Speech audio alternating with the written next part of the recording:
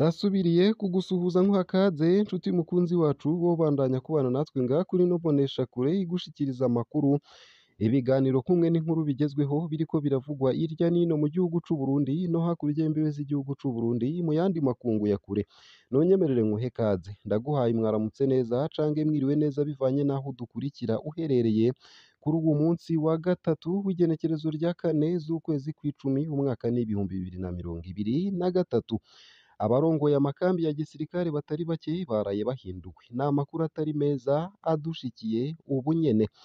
Umushikiranganji wo kwivuna abansi ariwe yitwa Aret Libert Mutabazi yaraye ahinduye abarongoye amakambi y'igisirikare bashika 23 be n'ivyegera vy'abarongoye amakambi bashika 22. Mu makambi yakozweko n'izo mpinduka hakaba harimwo ingabo zirinda umukuru w'igihugu BSPI, aho hahinduwe icegera c'umukuru w'izo ngabo, uwutwara batayo ya kabiri muri BSPI, icegera c'uwutwara batayo ya mbere muri BSPI. Tubibutse ko mu gihe umukuru w'igihugu yari mu rugendo muri Amerika habaye impinduka bitangaje, aho bamwe mu basirikare ba BSPI barungikwa giturumbuka kugombora bagenzi babo kw'iradiyo na televiziyo vy'igihugu RTNB.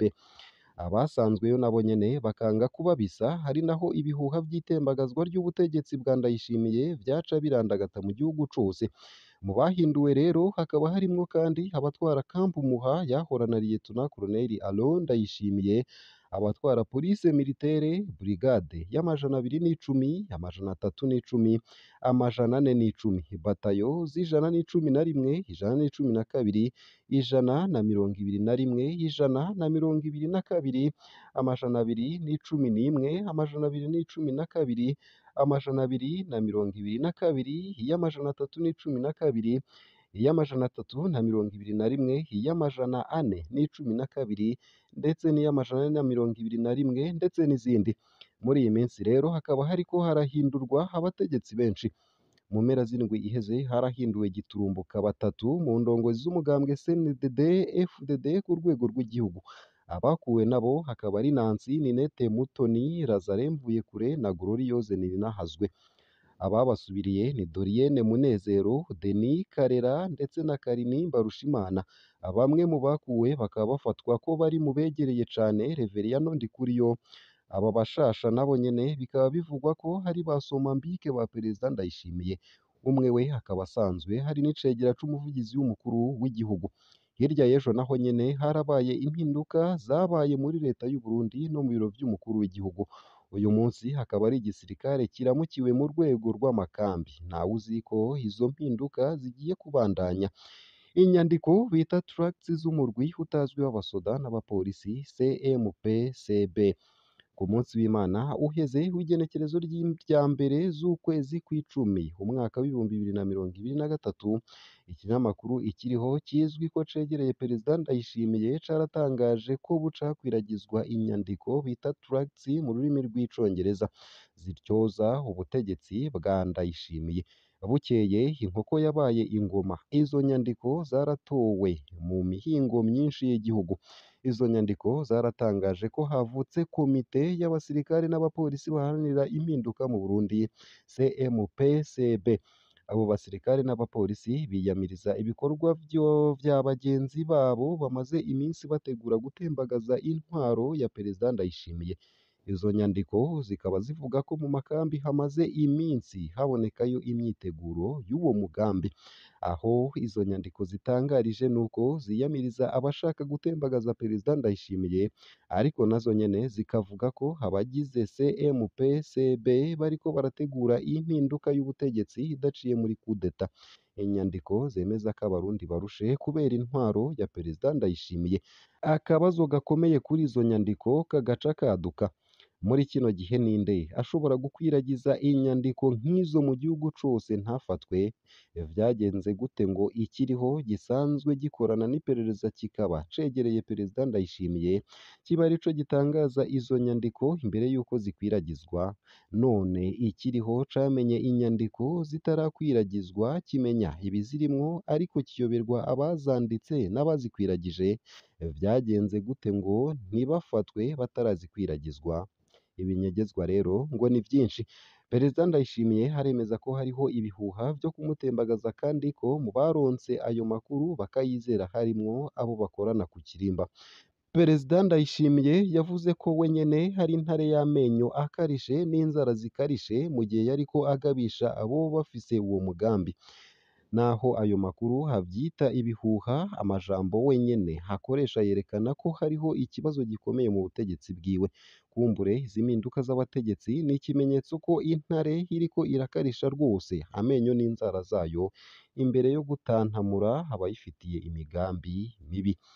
Ni amakuru tubandanya gukurikirana natwe nyene tukayabatohoreza hama tukayabashikiriza yose kamwe ku kandi uko yakabaye ngaha kuri ino mboneshakure.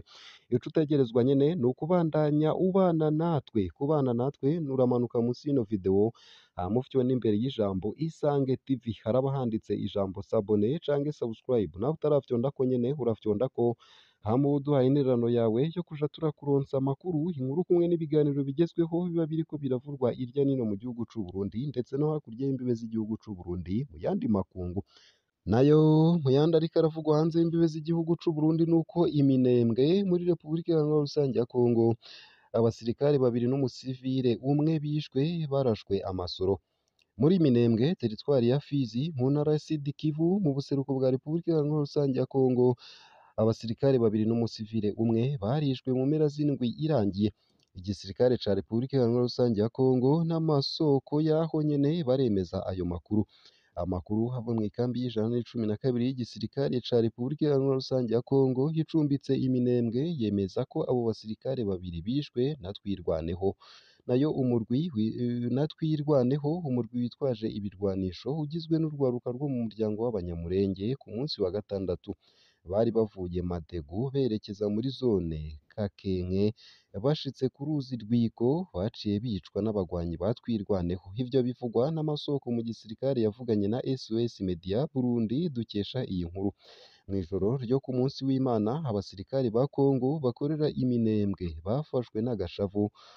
Bararashe mu bisagara vyinshi, amasoro afata umuyabaga umwe wo mu gisagara ca Runundu aho yaciye apfa ubwo nyene. Haraheze indwi imwe imishamirano hagati y'igisirikare ca Kongo na FARDC n'abaroberi ba Twirwaneho yasubiriye kwibonekeza. Igisirikare ca Kongo kikaba gihimiriza abagwanyi ba Twirwaneho kuja mu mugambi wo kubasubiza mu buzima busanzwe uri kuraba.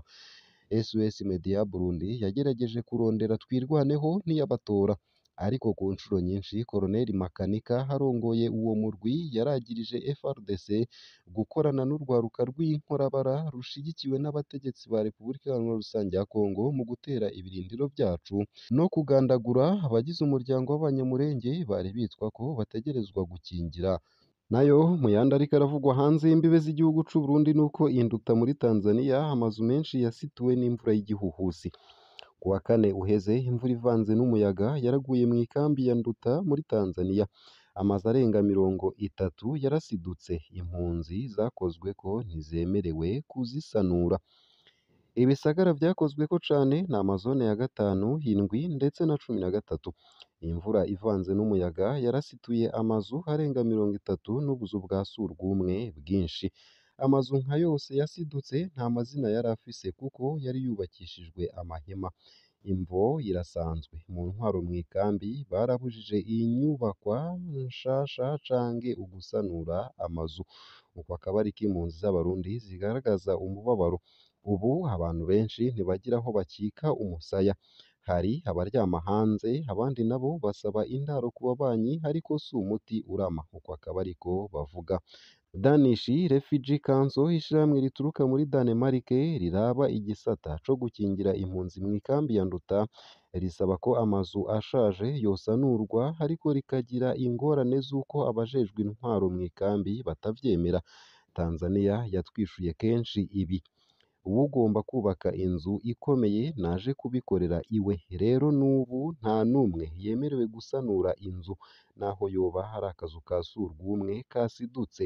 Badutegeka kwiyandikisha kugira ngo dutahanwe. Ivyo tubona ko ari ku nguvu. Uko akaba ariko bivugwa n'abaserukira abandi mu Burundi. HCR yituwe isigura ko hamwe yoronka uruhusha rw'intwaro mw'ikambi yoshobora kurondera aho abo bakozweko n'ivyo biza bakika umusaya. Iryo shirahamwe ryegukira ONU rimenyesha ko rishira inguvu zaryo mu gutahukana impunzi zibishaka. Ikambi ya Nduta womenya ko iharurwamwo ibihumbi birenga 76 vy'Abarundi. Ngaha akaba ari naho nsoreje ano makuru.